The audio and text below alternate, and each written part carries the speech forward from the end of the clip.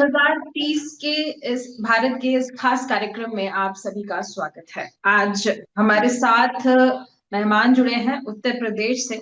दरअसल हमारे साथ अलग अलग मेहमान जुड़ते रहते हैं और उनसे चर्चा यही रहती है कि आखिर भारत देश को मिले सतत विकास लक्ष्य जो है वो कैसे हासिल हो पाएंगे। तो आज के मेहमान हमारे साथ जुड़े हैं, समाजवादी पार्टी से ताल्लुक रखते हैं, राज्यसभा सांसद हैं उत्तर प्रदेश से जावेद अली खान जी।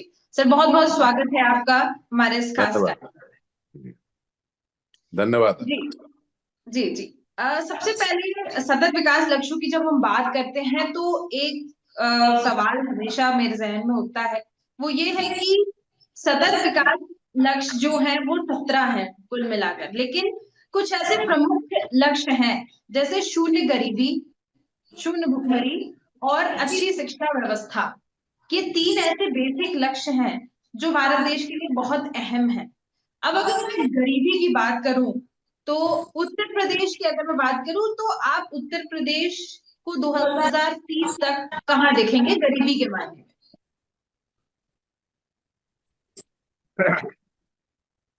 देखिए, गरीबी दूर करना जी हर सरकार का लक्ष्य होना चाहिए। ईमानदारी के साथ उसके लिए प्रयास करने चाहिए, सरकारों को भी और अन्य लोगों को भी जो देश को के अंदर समरसता, बराबरी और अच्छी स्थिति लोगों की देखना चाहते हैं, उन सब का ये लक्ष्य होना चाहिए।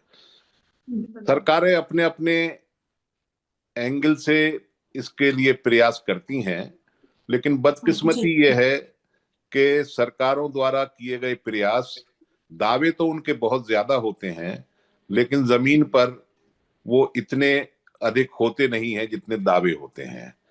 तो मैं समझता हूं कि 2030 की जहां तक आप बात कर रहे हैं, अभी लग नहीं रहा कि बहुत ज्यादा कुछ उसमें जो वर्तमान स्थिति है उससे स्थिति कोई उसके विपरीत होने वाली है, क्योंकि लक्ष्य तय करना एक अलग बात है और उसके लिए ईमानदाराना प्रयास करना एक अलग बात है। मैं समझता हूं कि जब तक संपत्ति का या धन का कुछ हाथों में केंद्रीयकरण होता रहेगा, तब तक गरीबी सही मायनों में दूर नहीं हो सकती और बराबरी और समरसता का जो लक्ष्य हम हासिल करना चाहते हैं वो करने में परेशानी होगी। तो मुझे 2030 तक कोई बहुत ज्यादा बदलती हुई तस्वीर नजर इस फील्ड में नहीं आ रही। सर, आपने ये चीज कही कि लक्ष्य तय करना अलग बात है और उन चीजों को लागू करना अलग बात है, ग्राउंड लेवल पर काम करना अलग बात है। जाहिर सी बात है क्योंकि 2030 के लक्ष्य तो मिल गए हैं, लेकिन जब हम ग्राउंड लेवल पर उतर कर देखते हैं तो चीजें कुछ खास बेहतर दिखाई नहीं देती है। हालांकि जैसा आपने कहा कि सरकार की जिम्मेदारी और सभी सरकारों की जिम्मेदारी है, इस चीज में बिल्कुल कोई भी बैर नहीं है। तो मैं आपसे एक चीज जानना चाहूंगी, हाल फिलहाल में कुछ समय पहले उत्तर प्रदेश सरकार ने कैंपेन लॉन्च किया था, जीरो पावर्टी कैंपेन। उनका कहना है कि उनका ये लक्ष्य 2025 तक उत्तर प्रदेश को गरीबी मुक्त करने का, जीरो पावर्टी करने का। तो आपको क्या लगता है कि 2025 तक जो सरकार का ये लक्ष्य है, उत्तर प्रदेश सरकार का खासतौर पर, वो सफल हो पाएगा? इस पे आप क्या विचार है? देखिए, सरकार चाहे उत्तर प्रदेश की हो या देश की हो, जब तक हम देश के अंदर 80 करोड़ लोगों को मुफ्त अनाज की सुविधा देंगे तो मुझे नहीं लगता कि बहुत जल्दी इस स्थिति से हम उबरने की स्थिति में हैं। बहुत से कारण हैं, उसके राजनीतिक कारण भी हैं उस मामले को कंटिन्यू रखने के लिए, राशन की जो सप्लाई है, और दूसरे कारण ये भी हैं कि वास्तव में गरीबी है भी। तो अब वो किन्हीं कारणों से हम उस स्कीम को बंद नहीं कर पा रहे हैं, लेकिन जब तक इतने बड़ी संख्या में हम लोगों को मुफ्त राशन देंगे, तब तक हम माने या ना माने, लेकिन ये बात सिद्ध होती है कि हम बहुत ज्यादा गरीब हैं और हमारे समाज का बड़ा तबका बहुत ज्यादा गरीबी के स्तर पर है। इसलिए मुझे नहीं लगता कि बहुत जल्दी इस स्थिति से हम उबर पाएंगे। जी, एक पहला जब मैंने सवाल किया था तो आपने कहा था कि संपत्ति और धन कुछ हाथों में अगर केंद्रित रहेगा तब तक कुछ भी ऐसा खास नहीं हो सकता है। तो मैं थोड़ा सा इस बारे में जानना चाहूंगी कि संपत्ति और धन किन हाथों की आप बात कर रहे हैं? मैं जो बड़े पूंजीपति हैं, इजारेदार हैं, जो भारत के संसाधनों पर, भारत की संपत्ति पर, भारत के धन पर लगातार जिनकी पकड़ मजबूत होती चली जा रही है, डेमोक्रेसी जी के अंदर, समाजवाद के अंदर, क्योंकि हमारा देश जो है वो संवैधानिक तौर पर समाजवाद का संकल्प लेता है और समाजवादी व्यवस्था कायम करने की बात करता है, जिसके अंदर बराबरी होगी, जिसके अंदर बहुत सारे अधिकार होंगे लोगों के, सबकी हिस्सेदारी होगी देश के डेवलपमेंट में। वहां संसाधनों पर कुछ खास लोगों का या एक खास वर्ग का, जो बड़े इजारेदार पूंजीपति हैं, उनका जी लगातार पकड़ उनकी मजबूत होती चली जा रही है और जनता की पहुंच से प्राकृतिक संसाधन और दूसरे संसाधन दूर होते चले जा रहे हैं और वो फिर उसकी कीमत वसूल करते हैं। जिन लोगों के पास वो संसाधन हो जाते हैं उसके उपयोग के लिए या उसका बंटवारे के लिए, वो फिर उसकी मनचाही कीमत वसूल करते हैं। तो मैं समझता हूँ ये स्थिति गरीबी दूर करने के लिए या बराबरी लाने के लिए, समरसता लाने के लिए बहुत सुखद स्थिति नहीं है। बिल्कुल। यहाँ पे समाजवादी पार्टी से आप ताल्लुक रखते हैं, तो मैं समाजवादी पार्टी से जुड़ा हुआ एक छोटा सा सवाल पूछूंगी। जब भी हम गरीबी, भुखमरी और शिक्षा की बात करते हैं, यहाँ पर उत्तर प्रदेश की मौजूदा स्थिति अगर देखें तो बेरोजगारी है। अगर और इस लेवल पे है, और माना जाता है कि उत्तर प्रदेश के जो छात्र हैं काफी पढ़ाई में अच्छे होते हैं, अगर उनको थोड़ी सी भी फैसिलिटी मिले तो वो आगे निकल जाते हैं। लेकिन यहाँ पर बेरोजगारी का अगर हम स्तर देखें तो वो बढ़ता हुआ नजर आ रहा है। लोगों की ये शिकायत है। वहां पर हमारे कुछ लोग मौजूद हैं, उनसे बातचीत हुई, उनसे ये पता चला कि उनका ये कहना है कि शुरुआत से ही उत्तर प्रदेश के ऊपर कुछ खास ध्यान नहीं दिया गया। उत्तर प्रदेश और बिहार की अगर हम बात करें, वहां के लोगों का इस्तेमाल किया जाता है, वहां के लोगों का की जो काम करने की शक्ति है, जो आगे बढ़ने की इच्छा है, उसका इस्तेमाल किया जाता है। लेकिन ना वहां पे रोजगार है, ना वहां पे कुछ इंडस्ट्रीज आ रही हैं, ना फैक्ट्रीज आ रही हैं। माइग्रेशन एक बहुत बड़ा इशू है। तो लोगों का कहना है कि कोई भी सरकार रही हो, चाहे वो समाजवादी पार्टी रही हो, चाहे वो बहुजन समाजवादी पार्टी रही हो या भारतीय जनता पार्टी रही हो, कभी भी किसी भी सरकार ने इस राज्य के ऊपर या इन राज्य के लोगों के ऊपर ध्यान नहीं दिया है। इस पर आप क्या कहेंगे? देखिए, जहां तक समाजवादी पार्टी की सरकार के दौरान उत्तर प्रदेश के विकास की स्थिति है या बाहर के उद्योग आना का सवाल है, तो मैं समझता हूं कि जितना बेहतर स्थिति समाजवादी पार्टी के शासन के दौरान थी, इतनी आज नहीं है। आप जितनी भी इंडस्ट्री नोएडा में, नई इंडस्ट्री देखते हैं, वो सब अखिलेश यादव जी जब हमारे मुख्यमंत्री थे उसी दौरान की आई हुई है। और पहले कार्यकाल में मानते हैं जावेद अली खान जी, क्योंकि नोएडा तो पूरा इंडस्ट्रियल एरिया है। नोएडा के अलावा अगर हम और भी सिटीज की बात करें तो कहीं भी ऐसा कुछ नहीं है, लोग पलायन करके नोएडा चले जाते हैं। नहीं, नोएडा उत्तर प्रदेश में ही है। अगर उत्तर प्रदेश के लोग नोएडा में आकर के रोजगार तलाशते हैं तो उसको पलायन की दृष्टि से नहीं देखा जाना चाहिए।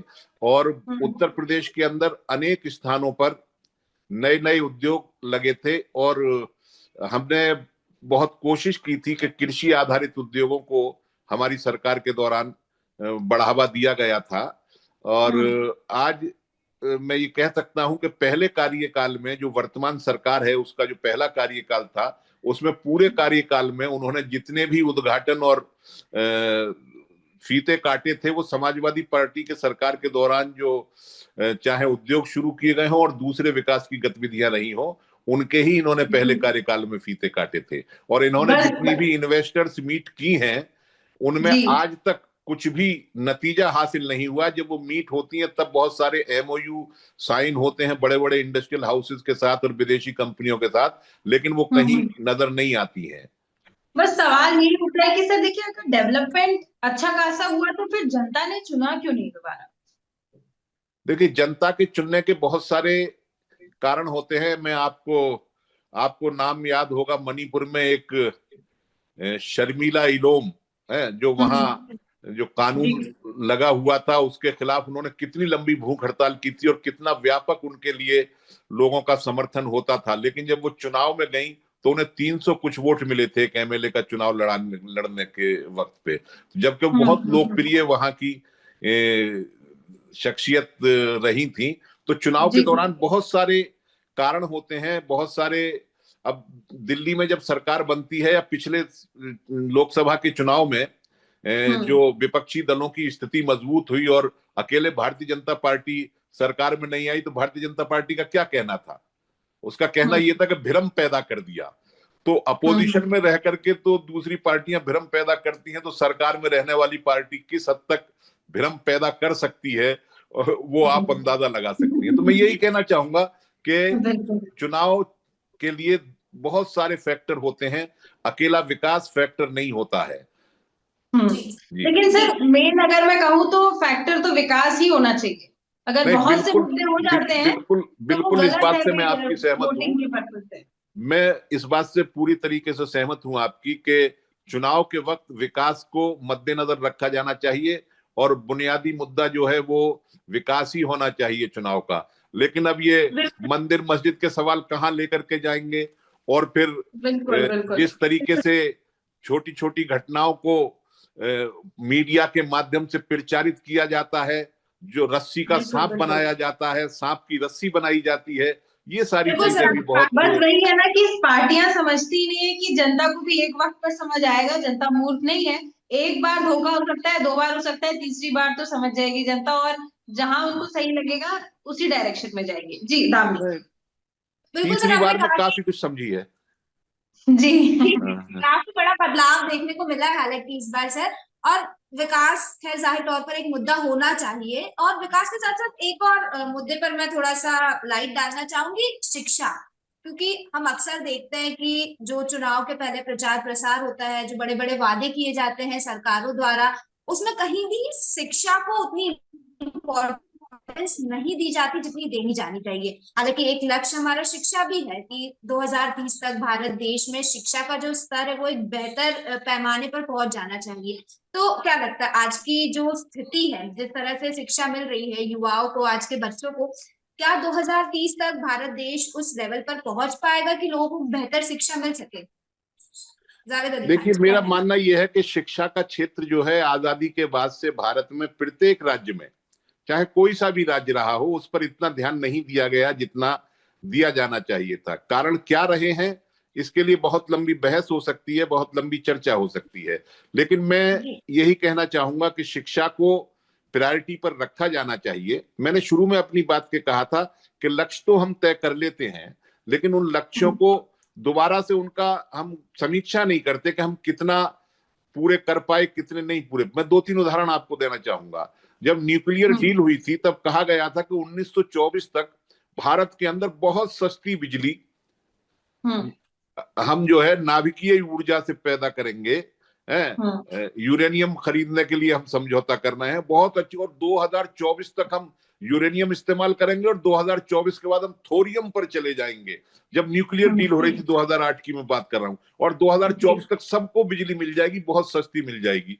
लेकिन आज की स्थिति क्या है, वो नहीं हो पा रही। अब हम सौर ऊर्जा का लक्ष्य तय कर रहे हैं, तो सौर ऊर्जा में हमने 22 में एक लक्ष्य निर्धारित किया कि हम 50% जो है 2022 तक या 23 तक हम बिजली जो है सौर ऊर्जा से जो कंजप्शन है, घरेलू कंजप्शन, वो लेना शुरू कर देंगे। लेकिन अब हमने बढ़ा करके उसे 2030 कर दिया है। अब 2070 तक हम जो है अपने लक्ष्यों को ले जा रहे हैं। तो डेडलाइन बढ़ाते चले जाते हैं, समय सीमा को हम लगातार आगे करते चले जाते हैं जो लक्ष्य तय करते हैं। लेकिन यह है कि शिक्षा के क्षेत्र में ये जो लक्ष्य भी हम तय करें उसे गंभीरता के साथ करना चाहिए। जब तक शिक्षा सबके लिए उपलब्ध नहीं होगी, सबके लिए सस्ते दामों पर शिक्षा उपलब्ध नहीं होगी, तब तक हम शिक्षा के क्षेत्र में बहुत ज्यादा प्रगति नहीं कर सकते हैं। और बदकिस्मती यह है कि हमारे देश में शिक्षा का स्तर तो यकीनन बेहतर हुआ है, लेकिन वो लगातार महंगा होता चला गया है और आम आदमी की पकड़ से शिक्षा दूर होती चली गई है। सरकारी संस्थानों में बुरी हालत हो गई है, वहां इतना लोड हम ले नहीं सकते, तो हम उसको बढ़ाने की बजाय नए नए प्राइवेट संस्थाएं जो है निजीकरण उसका शिक्षा का करते जा रहे हैं। निजीकरण तो एक हद तक समझ में आता है, लेकिन व्यवसायीकरण उसका हो रहा है। शिक्षा को जो है पूरे तरीके से हमारे देश के अंदर आज अच्छी शिक्षा को उद्योग के तरीके से ट्रीट करते हैं लोग, उसमें पैसा लगाते हैं, इन्वेस्टमेंट करते हैं, प्रॉफिट पैदा करते हैं, जबकि शिक्षा जो सामाजिक सरोकार होना चाहिए था। तो मैं समझता हूं कि शिक्षा के क्षेत्र में जरूर हमें प्रयास करना चाहिए और हमारी सब सरकारों को ईमानदाराना उसके लिए प्रयास बहुत जरूरी है उसके। बिल्कुल। चलिए एक आखिरी सवाल, क्योंकि समय सीमा है, तो एक आखिरी सवाल मैं आपसे पूछना चाहूंगी कि आपको क्या लगता है कि भारत देश की सबसे बड़ी समस्या क्या है? सबसे बड़ी समस्या क्या है? और साथ ही अगर समाजवादी पार्टी को अवसर मिला तो समाजवादी पार्टी किस तरीके से बदलाव ला सकती है?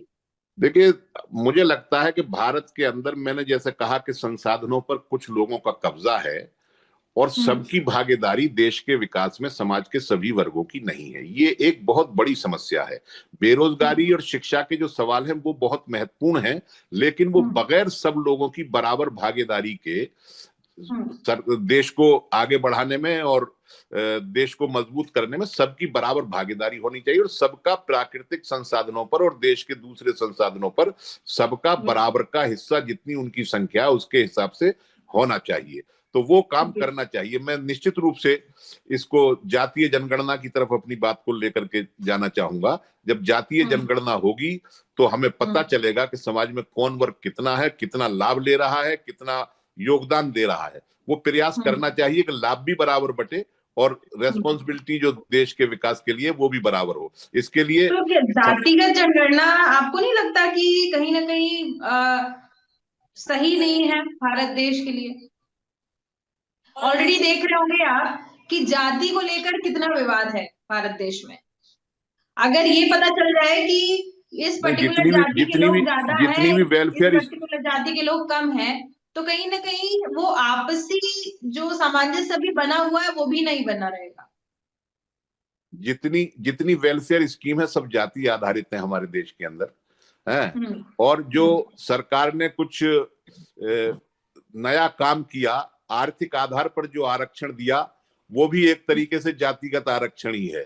अगर वो तो सामान्य वर्गों को आर्थिक आधार पर जो आरक्षण दिया है, तो अगर सामान्य कह रहे हैं तो उसके अंदर सभी जातियों के लोग आर्थिक आधार पर आने चाहिए थे उस 10% रिजर्वेशन में, लेकिन वो एक तरीके से सवर्ण आरक्षण बन करके रह गया है। तो मैं ये कहना चाहता हूं कि जाति के आधार पर हम आइडेंटिफिकेशन करने का सबसे अच्छा यूनिट जो है, डेवलपमेंट की क्या स्थिति है और उनकी क्या समाज में स्थिति है, आर्थिक स्थिति क्या है, वो हमने जो है जाति को ही मान रखा है। आज से नहीं, बहुत पहले से मान रखा है, और वर्तमान सरकार ने भी उससे कोई ऐतराज नहीं किया है, वो भी उसी रास्ते पर चल रही। तो गिनने में कौन सी परेशानी है? मेरे ख्याल से कोई परेशानी होनी नहीं चाहिए उसको। बिल्कुल। देखिए कहीं ना कहीं जातिगत तौर पे जो जनगणना होगी तो पॉलिटिकल पार्टीज को इससे कहीं ना कहीं फायदा जरूर मिलेगा। इस वजह से इस पर लोगों का पॉलिटिकल फायदा पार्टी ज्यादा होगा। पॉलिटिकल पार्टीज को तो कुछ को नुकसान भी हो जाएगा, लेकिन लोगों को तो लोगों कोई को फायदा सबको नहीं हो फायदा रहा हो सर। जाएगा। लोगों को क्या फायदा हो रहा है? कोई जो फायदा नहीं हो रहा। जो बेचारे बस जाते हैं, वोट देते हैं, वापस आ जाते हैं, उनको पता भी नहीं चलता कि उनके वोट गए कहाँ और उनका क्या हुआ। जो विकास की रफ्तार में पिछड़ गए हैं उनको टारगेट करने में, उनको आगे लाने में थोड़ी मदद मिल जाएगी उससे। बिल्कुल। चलिए आपने बहुत अच्छी बातें बताई। आपने सबसे पहले ये कहा कि संपत्ति और धन जिनके हाथ पे केंद्रित है सबसे पहले संभालने की उनको जरूरत है। तो ये बड़ी बात है अगर इसको गंभीरता से लिया जाए तो। और बहुत सी ऐसी बातें आपने बताई, अगर उनको हम सामने रखते हैं, उन पर काम करते हैं, तो हो सकता है हम लक्ष्य के कुछ करीब पहुंच जाए। तो बहुत बहुत धन्यवाद सर हमारे साथ जुड़ने के लिए और तमाम अच्छी बातें करने। Thank you very much. Thank you so much. नमस्कार। नमस्कार सर। Thank you.